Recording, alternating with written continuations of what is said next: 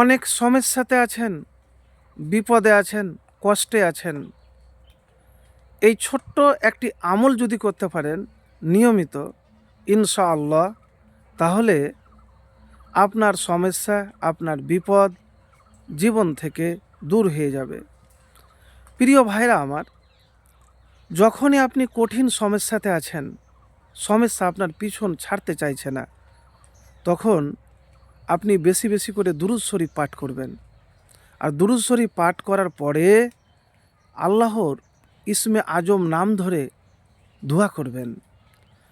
আল্লাহুম্মা ইন্নী আসআলুকা বিআন্না লাকাল হামদা লা ইলাহা ইল্লা আনতাল মান্নানু বাদিউস সামাওয়াতি ওয়াল আরজি ইয়া জাল জালালি ওয়াল ইকরাম ইয়া হাইয়্যু ইয়া কাইয়্যুমু ইন্নী আসআলুকা। আনাস রাদিয়াল্লাহু তাআলা আনহু বলেন, আমি রাসূলুল্লাহ সাল্লাল্লাহু আলাইহি সাল্লামের সঙ্গে বসেছিলাম। তখন এক ব্যক্তি দাঁড়িয়ে নামাজ আদায় করছিল। যখন সে রুকু, সিজদা, তাশাহুদ পড়ে দোয়া করতে আরম্ভ করলো, তখন সে তার দোয়াই বলল, আল্লাহুম্মা ইন্নী আসআলুকা বিআন্না লাকাল হামদা লা ইলাহা ইল্লা আনতাল মান্নানু বাদিউস সামাওয়াতি ওয়াল আরজি ইয়া জাল জালালি ওয়াল ইকরাম ইয়া হাইয়্যু ইয়া কাইয়্যুমু ইন্নী আসআলুকা। তখন রাসূলুল্লাহ সাল্লাল্লাহু আলাইহি ওয়াসাল্লাম আমাদেরকে বললেন, সাহাবীগণকে, যে তোমরা কি জানো যে সে কিসের দ্বারা দোয়া করলো? তখন সাহাবীগণ বললেন, আল্লাহ ও তার রসুল সাল্লাল্লাহু আলাইহি সাল্লাম ভালো জানেন।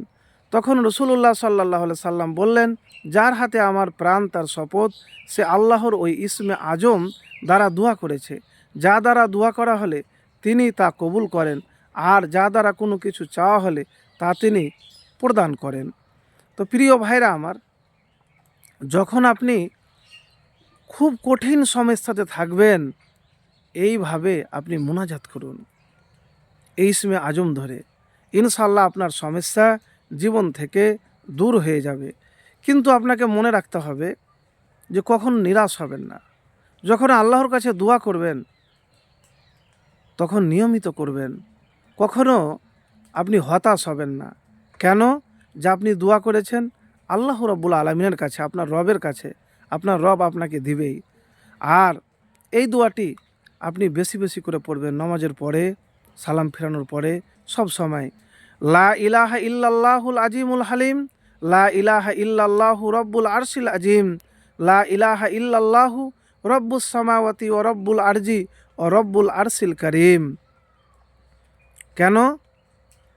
আলী রাদিয়াল্লাহু তাআলা আনহু বলেন যে আমাকে রাসূলুল্লাহ সাল্লাল্লাহু আলাইহি সাল্লাম কষ্টে এবং বিপদে পড়লে এই দোয়া পড়তে শিখিয়েছেন।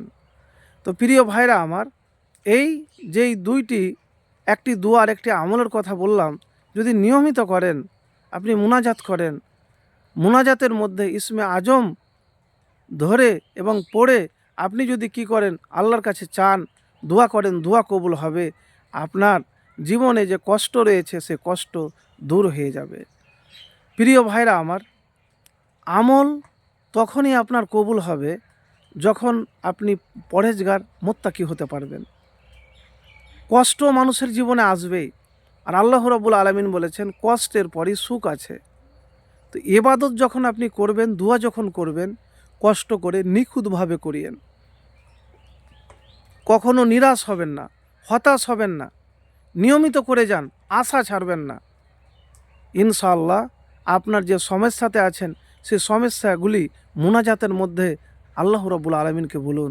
আপনার সকল সমস্যা, সকল কষ্ট, সকল পেরেশানি মুহূর্তেই দূর করে দিবে ইনশাআল্লাহ।